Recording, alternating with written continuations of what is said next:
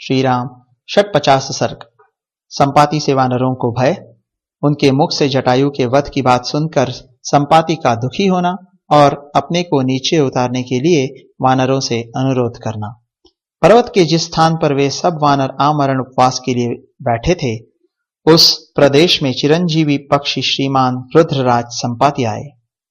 वे जटायु के भाई थे और अपने बल तथा पुरुषार्थ के लिए सर्वत्र प्रसिद्ध थे।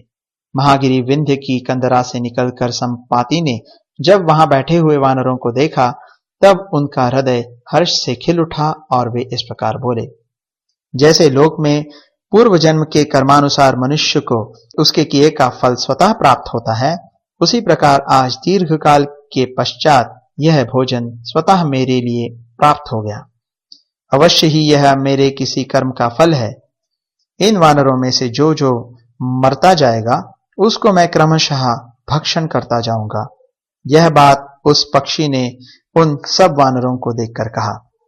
भोजन पर लुभाए हुए उस पक्षी का यह वचन सुनकर अंगद को बड़ा दुख हुआ और वे हनुमान जी से बोले, देखिए, सीता के निमित्त से वानर को विपत्ति में डालने के लिए साक्षात सूर्य पुत्र यम इस देश में आ पहुंचे। हम लोगों ने न तो श्री रामचंद्र जी का कार्य किया और न राजा की आज्ञा का पालन ही। इसी बीच वानरों पर यह सहसा अज्ञान विपत्ति आ पड़ी। विदेह कुमारी सीता का प्रिय करने की इच्छा से गृध्रराज जटायु ने जो साहसपूर्ण कार्य किया था, वह सब आप लोगों ने सुना ही होगा। समस्त प्राणी वे पशु पक्षियों की योनि में ही क्यों न हो उत्पन्न हुए हो, हमारी तरह प्राण देकर भी श्री रामचंद्र जी का प्रिय कार्य करते हैं। शिष्ट पुरुष स्नेह और करुणा के वशीभूत हो एक दूसरे का उपकार करते हैं, अतः आप लोग भी श्री राम के उपकार के लिए स्वयं ही अपने शरीर का परित्याग करें। धर्मज्ञ जटायु ने ही श्री राम का प्रिय किया है। हम लोग श्री रघुनाथ जी के लिए अपने जीवन का मोह छोड़कर परिश्रम करते हुए इस दुर्गम वन में आए, किंतु मिथिलेश कुमारी का दर्शन न कर सके।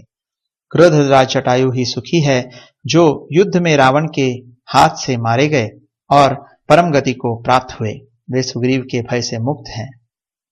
राजा दशरथ की मृत्यु, जटायु का विनाश और विदेह कुमारी सीता का अपहरण, इन घटनाओं से इस समय वानरों का जीवन संशय में पड़ गया है। श्री राम और लक्ष्मण को सीता के साथ वन में निवास करना पड़ा। श्री रघुनाथ जी के बाण से वाली का वध हुआ और अब श्री राम के कोप से समस्त राक्षसों का संहार होगा। ये सारी बुराइयां कैकेयी को दिए गए वरदान से ही प्राप्त हुई हैं।